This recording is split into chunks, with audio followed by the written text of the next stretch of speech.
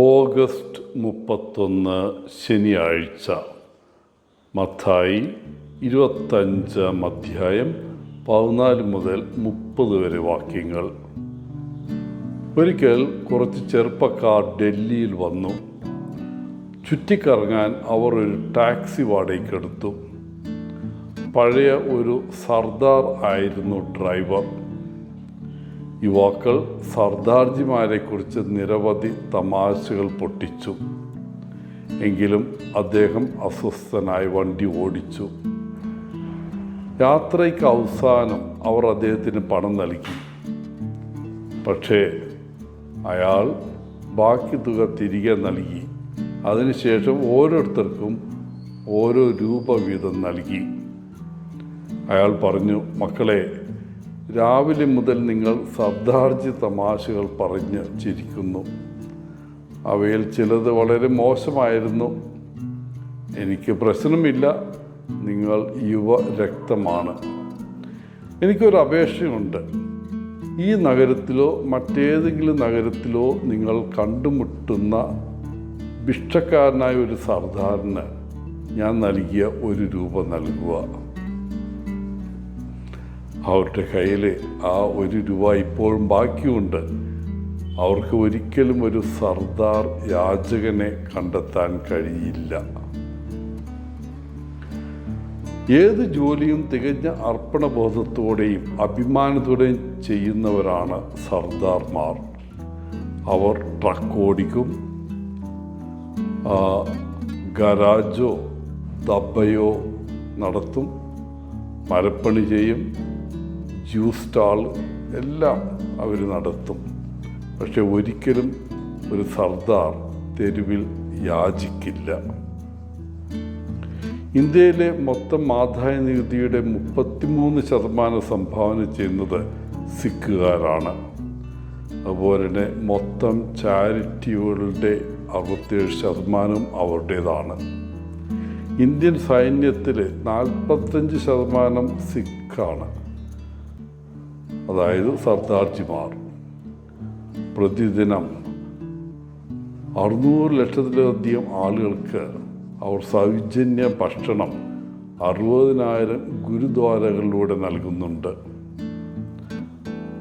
സിഖ് വംശജർ ഇന്ത്യൻ ജനതയുടെ 1.4% മാത്രമാണ്. എന്നാൽ അവർ സംവരണം ആവശ്യപ്പെട്ട് സമരം ചെയ്തിട്ടില്ല. ഇന്നത്തെ സുവിശേഷത്തിൽ നാം കാണുന്നത് ഒരു യജമാനൻ തൻ്റെ ദാസന്മാർക്ക് വ്യത്യസ്ത അളവിലുള്ള നാണയങ്ങൾ ഭരമേൽപ്പിച്ച ശേഷം ദൂരയാത്രയ്ക്ക് പോകുന്ന കഥയാണ്.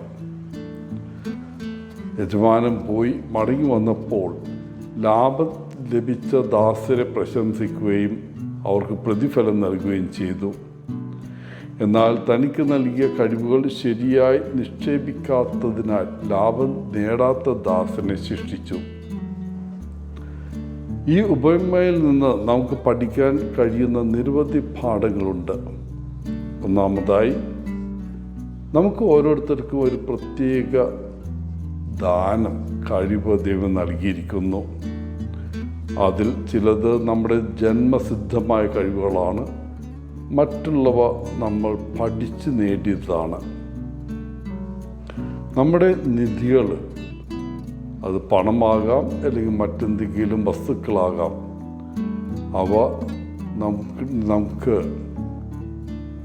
നമ്മുടെയും അതുപോലെ തന്നെ മറ്റുള്ളവരുടെയും വളർച്ചയ്ക്ക് ഉപയോഗിക്കാൻ ദൈവം നൽകിയിട്ടുള്ളതാണ്. അതുകൊണ്ട് ആരും ഉപയോഗശൂന്യരല്ല. എല്ലാവർക്കും എന്തെങ്കിലും സമൂഹത്തിൻ്റെ നന്മയ്ക്കായി സംഭാവന ചെയ്യാൻ സാധിക്കും. രണ്ടാമതായി, ഈ കഴിവ് എന്തു തന്നെയായാലും ഉപയോഗിക്കാനും വികസിപ്പിക്കാനും നമുക്ക് ഓരോരുത്തർക്കും ഒരു ബാധ്യതയുണ്ട്. ചിലർക്ക് കൂടുതലും മറ്റു ചിലർക്ക് കുറഞ്ഞും ലഭിച്ചാലും എത്ര ലഭിച്ചു എന്നതിലല്ല കാര്യം,